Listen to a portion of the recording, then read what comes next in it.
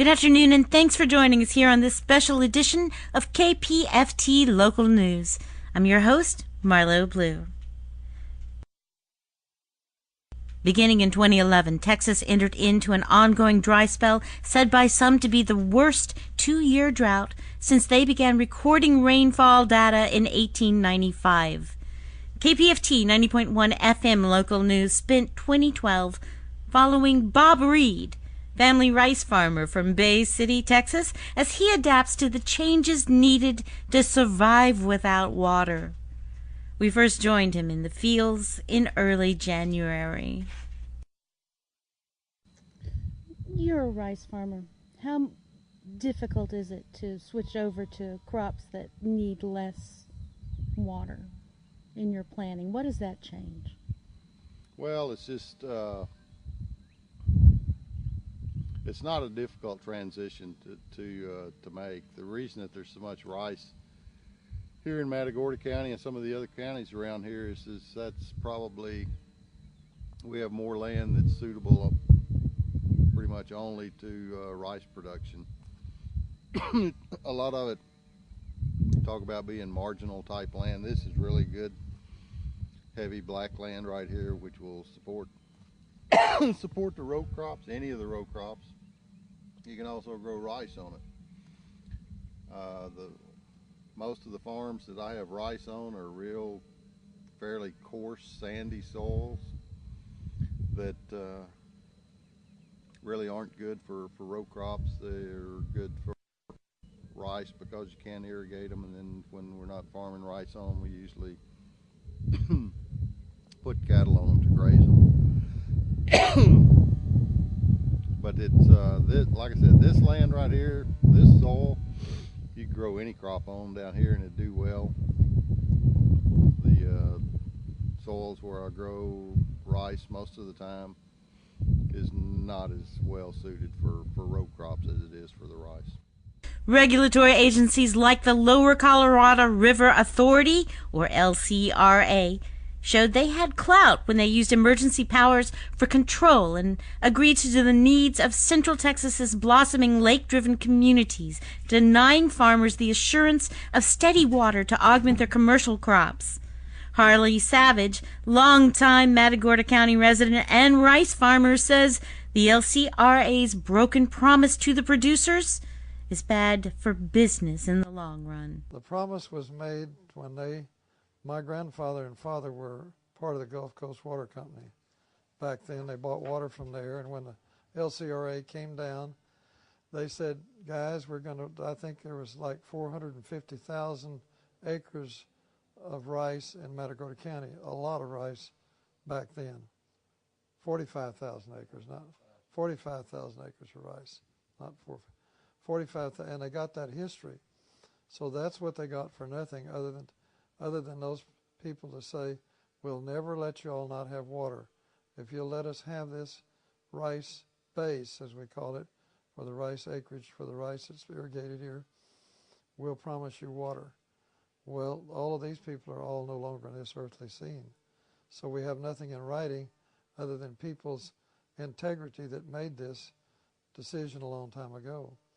Evidently in the world today, I think our business ethics have gone out the window, and we now operate on the outlet as what is the best for the most people, and that's what they're operating on. That the most people live around those lakes, and they want to keep the water levels high in the lakes because of the fact is they say they're growing, which we realize, but the lakes weren't built for recreation. They weren't built for people to build homes around.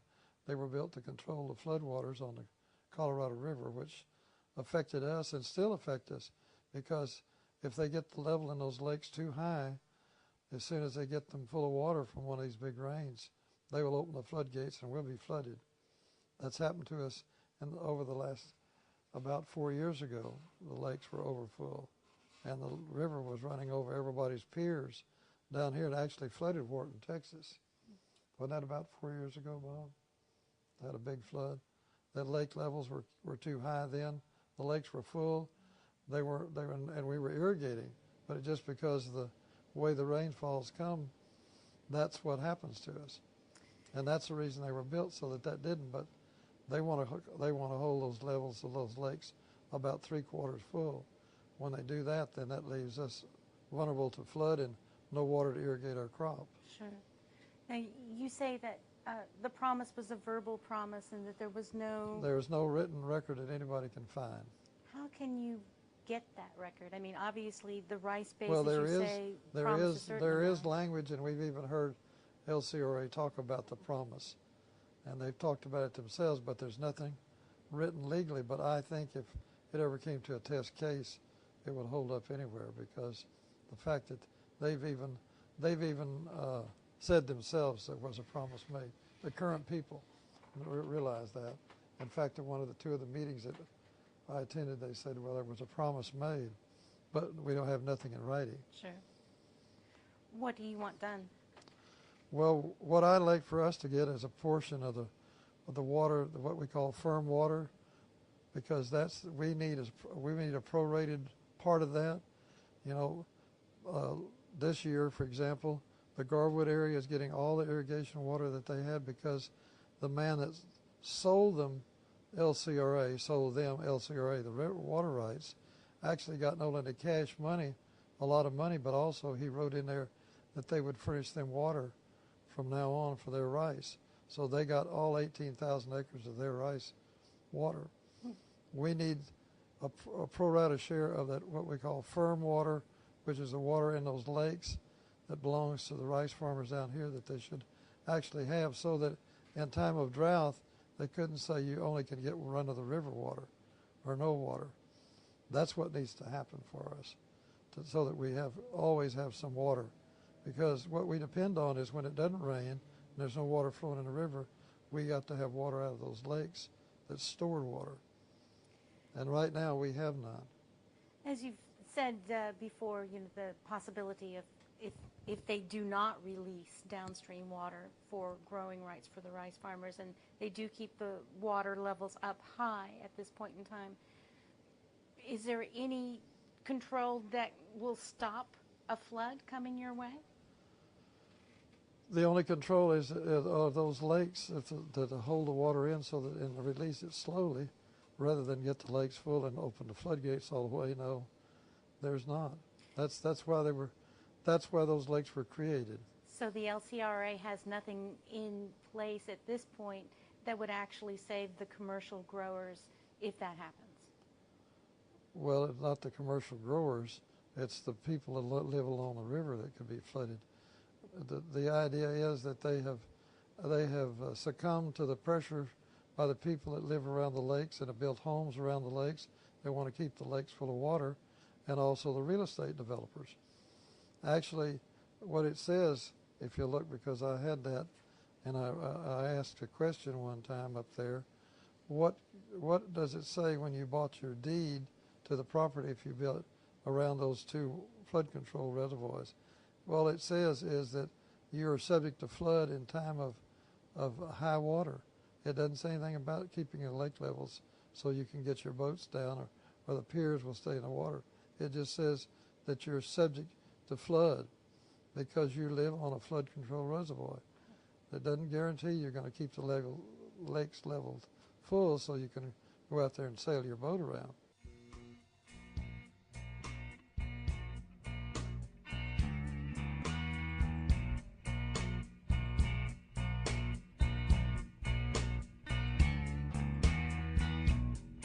For farmers and ranchers who depend on Mother Nature to provide water for their livestock and crops, this lack of water has been crippling.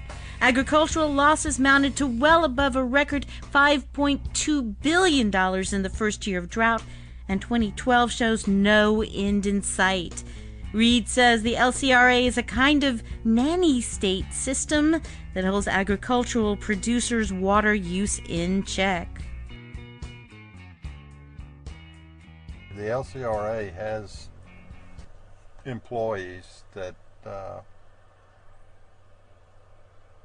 actually run or regulate the canal system that goes through the county, and when the canal gets to my field, well, there's a structure there, either a pipe or a concrete weir, that the water comes out of the canal and goes into my field. And they have, I guess you'd call it a meter. It's a handheld device, but they come around once a day during the irrigation season and check the water that's coming into your field. They'll log that in their book, and that's the way that you get billed for your water. And it is actually measured now. Years ago, it wasn't. There was just a flat fee per acre, and nobody knew how much water they used. Of course, water has gotten more and more valuable, or harder to come by, or more people fighting for it, however you want to say. And so that was the effort that was made, is to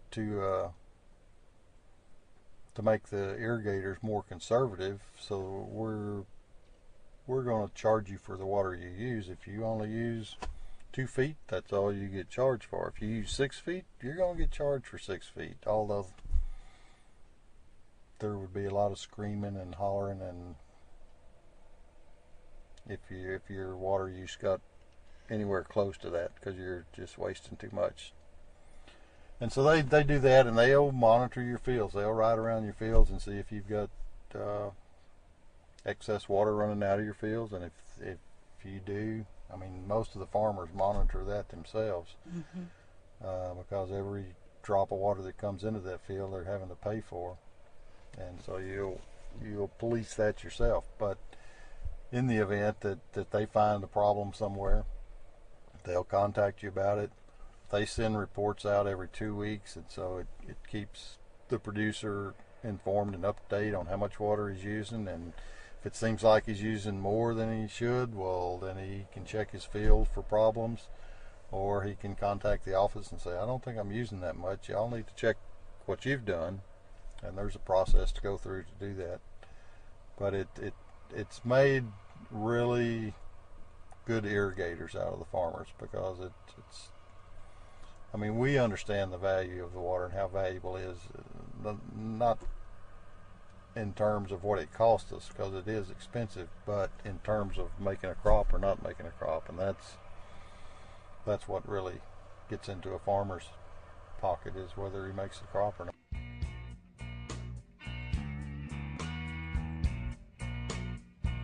It's the second year in a row where areas of the Lone Star State were so dry they earned the highest ratings that the U.S. Drought Monitor dishes out, using words like exceptional, extreme, and severe.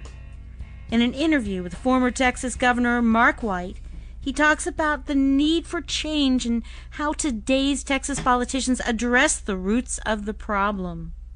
Well, I think it points out the people who've been talking about global warming, the science behind global warming has been discounted by some who think that it's really false science.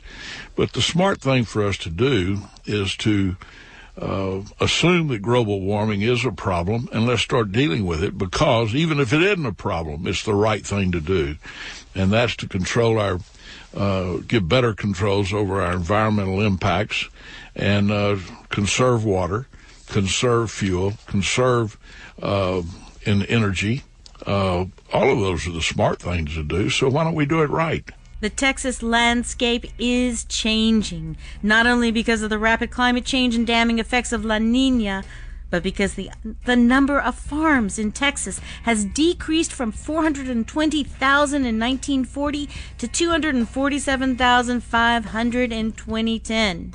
Spreads are smaller now, with an average size of 527 acres, and the life of a full-time farmer is struggling to adapt. Let's talk about water, and specifically if the rain doesn't come, if the moisture doesn't come. Now, Austin, of course, has been saying they're not going to sell any more water. What are your options? Do you have any options? Not really, not here, because most of the water, irrigation water in Matagorda County, is surface water, which is water that comes down the river, as opposed to underground water, which would be pumped from wells. What is the water table here? How far down is it, if there is one? Yeah, and there's places that you can take a set of post hole diggers and dig into the water, but you can go from 2 or 3 feet. Places you might have to go down 25 or 30 feet to get water. Now that's to get water. To get good water, you have to go deeper than that. Most of the residential wells around here are 300 to 400 feet deep, and the irrigation wells, I'm just not really familiar enough with them because I don't deal with any irrigation wells, but I think most of them are about at that depth also to get good water. But there were instances this past year where people with their residential wells, they stopped pumping water. They didn't have any more water at the house, and the water table had just dropped that much, and so they had to pull their pipe out and end up lowering the pipe deeper in the well to get back into the water. But Austin, rather refer to LCRA. Okay.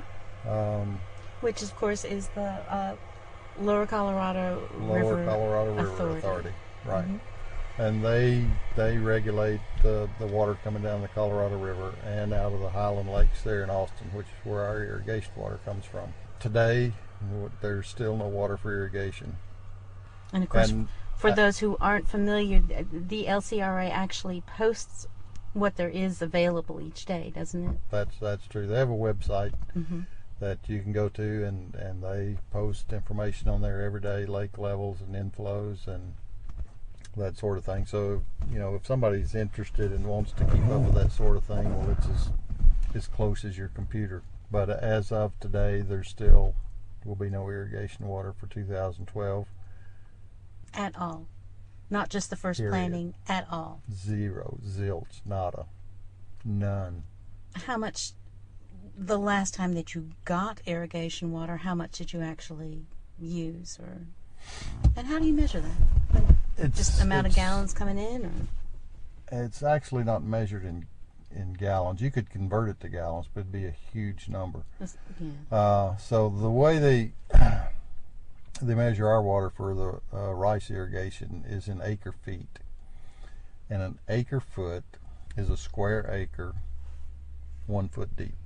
That's an acre foot of water.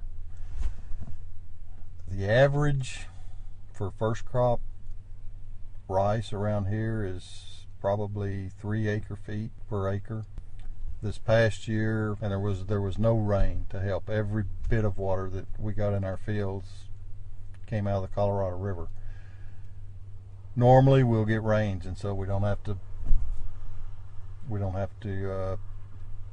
take water from the river when it's raining. So that helps us out. And to illustrate that, I said the average is probably 3 acre feet, maybe 3 1/4 acre feet average. This past summer, for the first crop of rice, the water usage ran from 4.5 to 5.5 acre feet, which is a huge increase. And then second crop water, which is usually maybe 1.5 acre feet, was probably 2.5 to 3 acre feet. So it's a lot of water.